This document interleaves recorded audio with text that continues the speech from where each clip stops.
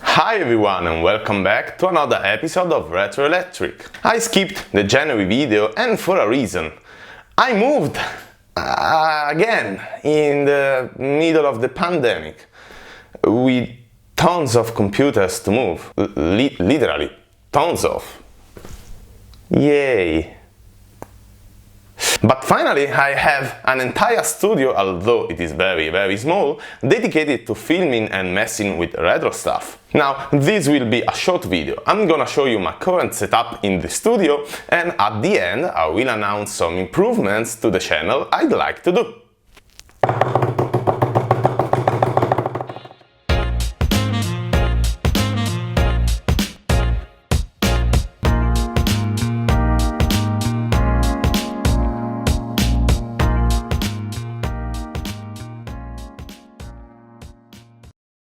Well, I divided this room into 4 sections. The first one is the gaming section. It is more or less permanent. I mean, I can change the setup if I'd like to, but we will see. On the right, there is a Commodore 64 station. This is a daily usage Commodore 64, which has some scuff and stains. It should be a later revision. It has the labeling for cassette port, user port, video and so on, and it is a showcase. I added a reset button and a composite output for this machine cause reasons?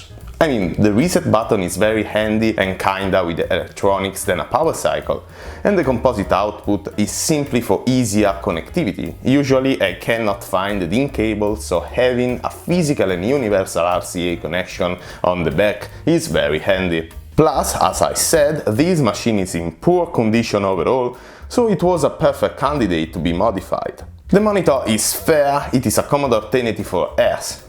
It is more appropriate for an Amiga 500, but it's working fine. Plus, it is very comprehensive. It can accept a wide variety of input: composite, analog RGB, digital RGB in the form of DB9 connector. You know, some Commodore monitors have DIN connectors. And it is low scan, 50 kHz, so perfect for retro computer applications. But on the left we have the MS-DOS station. This is an Olivetti M6 460 Suprema, equipped with a 486 DX266 MHz, perfect for almost any kind of MS-DOS gaming requirement. Plus, I very like it. It has this light grey livery, which is more classy than the rest of beige, off-white computers of the era. It is a new acquisition and I have turned it on only one time, but there are some works to do. First of all, the monitor. It is working, but it's cracked in some points, so I have to reglue it. And I have to hold in place the monitor base. Then, on the computer itself, I don't know how much RAM is in it. I don't know if there is an hard disk even. I'd like to install an IDE to CF adapter, but Olivettis are pretty out of standards, they have their own BIOS, so I don't know if it is possible. In theory it should be, but we will see. Also, I'd like to install a sound card, even though the sound is integrated on the mobile. This will be the subject for the next video, by the way.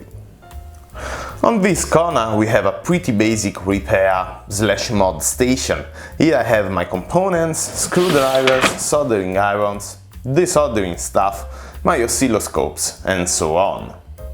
On the other corner there is my display section. Here there are some computers that I repaired in the past or that I'm gonna repair soon, like this Alphatronic P2 that I showed in the Triumph Adler documentary I made some time ago. It is functional now, thanks to some friends that gave me some spare parts, but I still need to repair the original video card and to write software for, which seems impossible.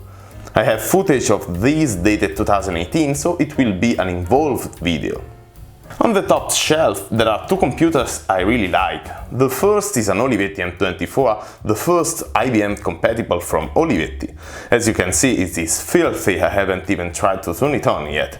It will be a subject for a future video. It came with a rare color monitor that I really hope it's working, cause there is no way to find a schematic for. Next, there is an HP terminal. This is one of the famous AT terminals, nicknamed that way thanks to the popular film. This was a part of an HP 250 and unfortunately it is not working. The power supply it is working, but the analog board for the CRT isn't, as the heater is not lighting up. The keyboard has some missing keys too. Well, the rest of the wall is pretty recognizable. I used many of these computers for past projects and videos. The last section is my editing/gaming section. Nothing fancy, I assembled this computer like 2 years ago, and at its core it is a Ryzen 5 3600 and a 16 gigs of RAM with a Radeon RX 570 with 8 gigs. Again, nothing fancy. I'm currently shooting on 1080p 25 fps, so even a Pentium 3 can edit my videos.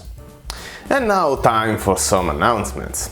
As you can see, I shaved and I'm wearing different clothes, and it is a different time of the day. Best content creator ever. So, since I like making YouTube videos, but I need to go to my regular job, I decided to start a Patreon page.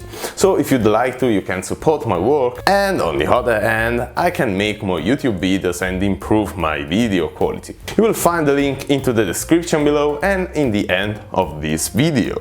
Also, since this is the hottest thing on the internet right now, I'm thinking to start streaming on Twitch properly. I did it in the past, but I wasn't very involved. I was thinking that I can repair and restore/set properly a computer here on YouTube and then play with it live on Twitch. Let me know what you're thinking about. Also, I don't know if I'm gonna do it in English, cause, you know, I'm reading a script right now and it is very easy, but talking English for hours live, well, I'm not too sure. And finally, I renewed my social accounts, so you can follow me on Instagram, Facebook and Twitter, even if I'm not super confident with Twitter. I don't know, I don't like it, but I will post there my major updates as well.